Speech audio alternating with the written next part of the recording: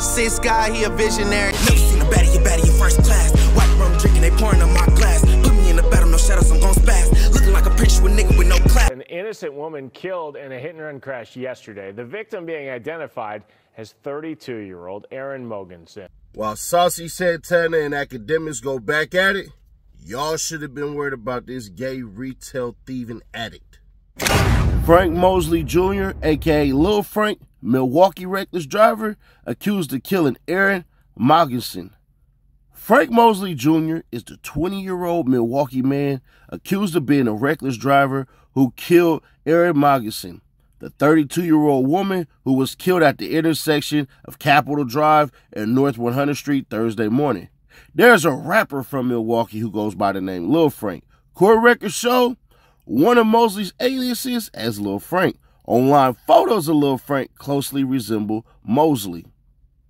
Now, here we go. This is where it gets interesting. Frank Mosley is on active community supervision according to state records. He is a serial retail thief. In 2020, according to court records, he was given a deferred prosecution agreement for felony retail theft in Kenosha County. CCAP says he went by the aliases of Lil Frank Neal and Frank Neal. In 2020 in Kenosha County, he was convicted of misdemeanor retail theft. According to records, he received 18 months probation in the 2021 case, and charge of obstructing an officer was dismissed. The same year, he had a second retail theft case, also out of Kenosha County. He received 18 months probation on that one too, but it ran concurrent with the first charge. In 2021, in the most recent case out of Milwaukee County, he pleaded guilty to felony retail theft. He received 3 years probation, 35 days in house of correction, and 75 hours of community service.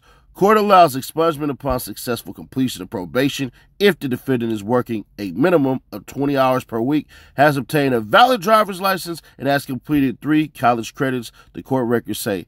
Erin Mogensen was identified by the Milwaukee County Medical Examiner's Office as the innocent woman who was killed by the reckless driver. Police say the suspect was in a stolen car at the time and fled the scene. The crash occurred at 11 a.m. on November 2nd, 2023, according to the police chief officer, James McGillis. The medical examiner report says that Mogensen's ex-husband, Alex Mogensen, was present at the scene because her father received an SOS notification from her phone. This is the 32-year-old female who was the driver of a vehicle that was hit by another vehicle that reportedly ran a red light. She died while on scene in the med unit. The medical examiner's report says the posted speed limit of the area of the incident was 35 miles per hour, and the striking vehicle was estimated to be traveling at a rate of 100 miles per hour. The striking vehicle ran a red light. The motor vehicle accident resulted from a vehicle which had been fleeing from the police department, striking defendant's vehicle. They arrived at 10:45 hours in Woodawassa. I don't know how to say that, because police department notified MF that the engine 22 Erin was pulseless and not breathing, reports say. Learning heartbreaking new details in the case of an innocent woman killed in a hit-and-run crash yesterday. The victim being identified as 32-year-old Erin Mogensen.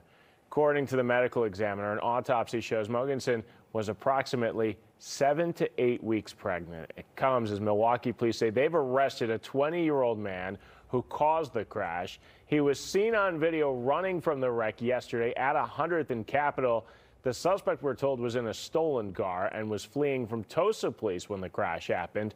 Charges against the suspect could be filed in the coming days. Let me say this, bruh. I don't believe his sexuality had anything to do with nothing. So I won't even put that on there because that'll make 0 sense, right? But what I will say is this, man. It's a hell of a thing to sit up here in a 35-mile-an-hour zone and keep on speeding and think that you wouldn't hit anything. Now, let me say this, bruh, because one of the things that happens across the country is they say for the police, bruh, if you go on a certain amount of speed, slow it down so that the driver starts to slow it down.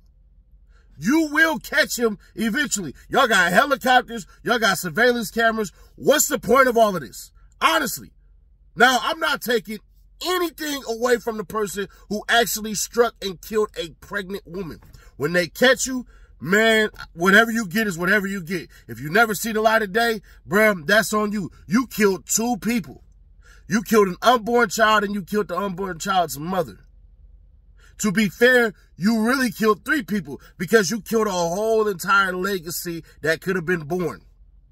With that being said, bruh, get a fucking job.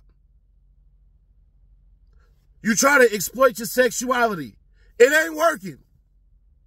Let me help y'all out real quick. If you're a gangster rapper, you have to have a gangster persona. You have to have a little bit of street in you. You have to learn how to throw up hand signs or something like that, or be from a block, rep a gang, something. There has to be something to it. It can't just be you a rapper. And then on top of that, not only do you have to have the streets with you, you still got to go get the girls. You still got to go have a look. You still have to have the money, because if you're a gangster rapper, you're supposed to still have money. You can't be broke. And if you broke, you got to be grimy. And if you grimy, you got to look like that, which means you got to have an extensive jail history, not one of probation. So when it comes to all you LGBTQIA plus singers and rappers, you have to be able to dress, dance, and entertain. It can't just be because of your sexuality. This nigga was out here stealing and stealing and stealing, and this falls on America. I hate a thief. I hate looking at videos of these people doing retail theft. I can't stand it personally. Now look what happened. There's going to be a couple of things that happen behind this. One, they're going to increase the jail time, which they should, for people doing retail theft. 2, they're going to make sure that police officers understand, if you go into a neighborhood with high-speed pursuit, slow it the hell down. Y'all got dogs, y'all got bikes, y'all got helicopters, y'all got all these communication devices where you can tell, oh, this person can't go nowhere, they can't be anywhere, or anything like that. And for the dude who ran, Lil Frank, do I think he intended to kill a pregnant woman? No. But just because the consequences of your actions are not what you wanted doesn't mean you're free from all your actions. It's called worst case scenario. And that's what happened here, bro. You niggas don't think. Y'all don't ever think of the worst case scenario. Why? Because you honestly think you're going to get away with it. And when you don't, typically your dumb ass get caught and you sitting in jail. Do I wish the worst for him? I don't wish nothing. I wish whatever that family wants to happen, happens. And we'll leave it at that. But I'll catch y'all the next one. Subscribe, turn on that bell to stay notified, and share to keep your people aware, man. We're going to start making it damn near shameful for some of these rappers to end up on my platform, because it goes no further. We hold the line here. But I'll catch you on the next one. What's really hood when I'm through the hood? Nothing be said, we got it overstood. The team fed, yeah, it's really good. Put that on everything, bro, you're never good. What's really hood when I'm through the hood? Nothing be said, we got it overstood.